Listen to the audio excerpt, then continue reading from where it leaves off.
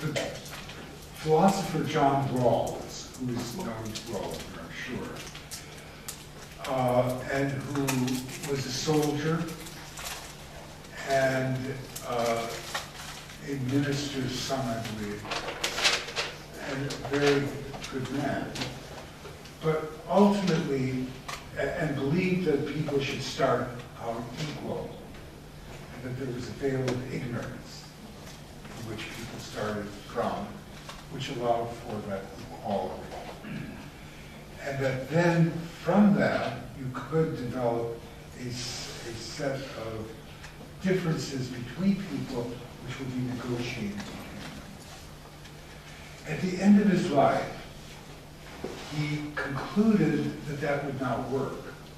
He made that, in effect, he went back on his theory of justice, saying that this could not work internationally, and probably it doesn't work at all because of the failures of capitalism itself. I thought about this also in another way. There's a wonderful historian whose name is Perry Anderson, who is important, who was an editor of the New Left Review, who reports on some of these things. When a number of years ago, and I'd like you to think about this story. A number of years ago, I was walking down the street with a friend, early in the morning,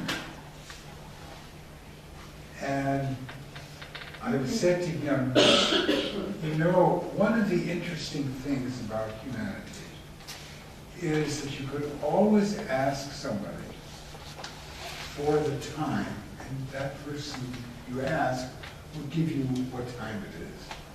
Or if you were lost, you could ask him how to go from where you were to where you needed to go, and that person would tell you. It was early in the morning, 7:30 in the morning, and we were deep in conversation, and we got lost from where we wanted to be. And we were a few blocks away from the area we were staying at, from the house we were staying in a Japanese area. And approaching us was a non-Asian person. And I said to him, excuse me, could you tell me how to get to this address we were going? 1945 Purdue happens to be the address.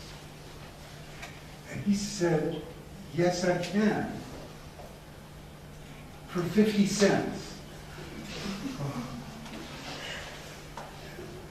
And so I gave him the 50 cents, which was a shock. So here goes half of my theory. And then he gave us the wrong direction. And so that's the other half of the story.